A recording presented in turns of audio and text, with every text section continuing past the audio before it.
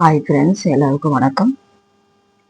இப்போ நான் இந்த வீடியோவில் என்ன பேச போறேன்னா நம்ம avoid negative and toxic people. என்னன்னா எப்படி சொல்றதுன்னா, நம்ம கூட இருந்துட்டு நம்மளை தப்பு தப்பாக பேசுவாங்க, நம்மளுக்கு இலக்காரமாக பேசுவாங்க, நம்மளை டிமோட்டிவேட்டாக பேசுவாங்க. இப்படிப்பட்ட ஜனங்களை பற்றி தான் நான் பேசுகிறேன். நான் இது உங்களை பற்றி நம்ம ஒரே ஒரு அவங்கள்ட்ட தப்பிக்கிறது நம்ம ஒரே ஒரு வழி.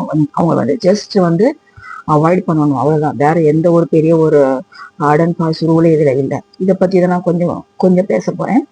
அதுக்கு முன்ன ஒரு சின்ன ஒரு குறிப்பு, எஸ்பெஷலி ஃபார் த லேடிஸ்க்காக நான் சொல்றேன். ஏன்னா இந்த சேனல் நிறைய லேடிஸ் பாக்குறீங்கன்னு தெரியுது எனக்கு. நம்ம ஸ்கூட்டில இல்லை போகும்போதுல நம்ம துப்பட்டாவா இருக்கட்டும், இல்லை சாரி, இது என்ன சொல்லுவாங்க, முந்தாடி, அது இப்படி சுத்தி இடுப்புல சொருவிட்டு நம்ம ட்ரை பண்ணா ரொம்ப நல்லது. இது நம்மளுக்கும் பாதுகாப்பா இருக்கும், நம்ம சுத்தி இருக்கவங்களுக்கும் பாதுகாப்பா இருக்கும். நான் சொல்றேன்னா நான் நிறைய பாக்குறேன், ட்ரெயின்லையும் பாக்குறேன். ட்ரெயின்ல நடுவில் ஒரு கம்பி இருக்கும் தெரியுமா? நீங்க லோக்கல் ட்ரெயின்ல நீங்க டிராவல் பண்ணீங்கன்னா தெரியும். என்ட்ரன்ஸ்ல டோர்ல நிப்பாங்க பாருங்க, அவங்க துப்பட்டா அப்படியே காத்துல பறந்துகிட்டே போகும். அவங்களுக்கு பின்னால இந்த சாரி, இது முந்தானி அப்படியே பறந்துகிட்டே போகும். நடுவில் கம்பி இருக்கும், பெரிய பெரிய என்ன சொல்ல, பீம் இருக்கும். இல்ல அந்த செடி, மரம், அந்த பிரான்ச்சஸ், அந்த கிளைகள் எல்லாம் வரும். வண்டியில ட்ரெயின் அப்படியே அடிச்சுக்கிட்டு இருக்கும். அந்த நேரத்துல ஒரு தவறு மாட்டிச்சுன்னா என்ன ஆகுறது, கொஞ்சம் நினைச்சு பாருங்க. இதெல்லாம் நம்ம தவிர்க்கலாம். ரெண்டாவது, பைக்ல போகும்போது அப்படியே அந்த கீழே டயர்ல அது சுத்திட்டுனா என்ன ஆகுது, நம்மளுக்கு ரொம்ப ஒரு மானம் ஆயிடும். அதே சமயம் நம்ம ஒரு ஆக்சிடென்ட் கூட ஆக முடியும்.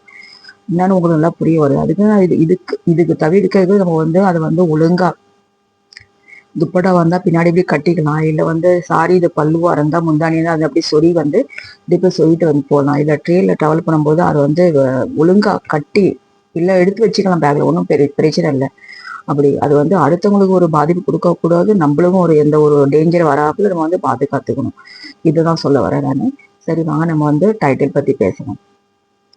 இப்போ நம்ம கூட இருப்பாங்க அவங்க, நம்ம ஒரு நல்லதா செய்யறோம் பாருங்க, நம்ம வேலை நல்லதா செய்யறோம், இல்லை நம்மளது குடும்பத்தை நம்ம நல்லதா பார்த்துக்கிறோம், நம்மளது ஃபேமிலி, நம்மளது வீடு, நம்ம லைஃப்பை நம்ம பார்த்துக்கிட்டே போவோம்.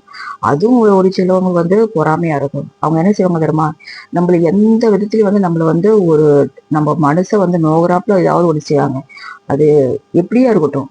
ஒரு சின்ன ஒரு எக்ஸாம்பிளுக்கு நான் சொல்றேன் நான். இப்போ நம்ம ஆஃபீஸ்ல நம்மளோட ஒழுங்கா நம்ம வேலையை பார்க்குறோம், நம்ம டைம்ல வருவோம், டைம்ல போவோம், டைம்ல லஞ்ச் பிரேக் எடுப்போம். அந்த டைம் கொடுத்த டைம்ல நம்ம லஞ்ச் முடிச்சு நம்ம நம்ம வேலையை பார்ப்போம். நம்ம வேலையா இருப்போம். அடுத்தவங்களுக்கு எந்த ஒரு தொந்தரவு இல்லாம, அடுத்தவங்க ஒரு இடம் கொடுக்காம நம்ம வேலை செய்வோம். அதுலயும் சில நம்மளுக்கு சீனியர் இருக்காங்க பாரு. சீனியரை முதலாளியை நான் சொல்ல வரல, நம்மளுக்கும் மேல மிடில் மேனேஜ்மெண்ட் இருப்பாங்க. நீங்க ஆபீஸ்ல வேலை செஞ்சீங்கன்னா உங்களுக்கு புரியும் நான் யாரை பத்தி பேசுறேன். நம்மளுக்கு ஒரு மிடில் மேனேஜ்மெண்ட் ஒருத்தவங்க இருப்பாங்க. அவங்களுக்கு ஒரு பொறாமையா இருக்கும். எதுக்கு அவங்க இப்படி செய்யறாங்க, அவங்களுக்கு மட்டும் நல்ல பேரு கிடைக்குது, அவங்களுக்கு மட்டும் நல்ல இன்க்ரிமெண்ட் கிடைக்குது, அவங்களுக்கு மட்டும் நல்ல பேரு புகழ்ச்சி எல்லாம் கிடைக்குது, நம்மளுக்கு எது கிடைக்கல? நம்ம இத்தனை வருஷமா வேலை செய்யறோம், நம்மளுக்கு எது கிடைக்கலன்னு நம்மளுக்கு கீழே வருது ஏதாவது ஒண்ணு. அது ஒரு எதுக்கும் யூஸ் இல்லாத ஒரு டாபிக் எடுத்து கொண்டாந்து நம்மளை தலைவலியை கொடுப்பாங்க. அந்த நேரத்துல அவங்களுக்கு சாதகமா பேச இல்லை, அப்படியே அதை டைவெர்ட் பண்ணணும். அதை பத்தி ஜாஸ்தி என்ன சொல்ல, இம்பார்ட்டன்ஸ் கொடுக்கக்கூடாது. ஒரு முக்கியத்துவம் கொடுக்க அந்த டாபிக்.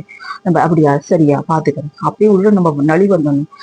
அதை விட்டுட்டு நம்ம அதுல ஒரு முக்கியம் கொடுத்துட்டு, சரி அது எப்படி செய்யணும், எந்த ஃபைல போய் பார்க்கணும், எப்படி செய்யணும், அந்த மாதிரி நோண்டி நோண்டி கேட்டால அப்போ அவங்க என்ன நினைப்பாங்க தெரியுமா, இப்ப ஏதாவது சாக்கு வச்சுட்டு இதுல ஏதாவது ஒரு சிக்கல்ல மாட்டி விடலாம்னு நினைப்பாங்க.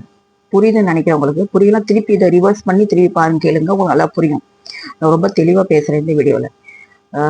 ஸோ நம்ம அதை அவாய்ட் பண்ணதுக்கு நம்ம எப்படி பேசணும்னா சரி நான் பார்க்குறேன், நான் எந்த ஓல்டு ஃபைல் எடுத்து நான் பார்த்து ரெஃபர் பண்ணி செய்கிறேன் அப்படின்னு சொல்லி முடிச்சுட்டு நம்ம நைஸாக வெளியே வந்துடணும். அப்போ அவங்களுக்கு தெரியும் நம்ம ரொம்ப ஸ்மார்ட்டுன்னு தெரியும். நம்மள எந்த ஒரு இதுலேயும் நம்ம ஆங்கிள் பண்ணி நம்ம கீழே விழாதபடி நம்ம அவங்கள தப்பிக்க முடியும். அவங்களுக்கும் தெரியும் நம்ம அவங்களோட ரொம்ப ஸ்மார்ட்டுன்னு அவங்களுக்கு தெரியும்.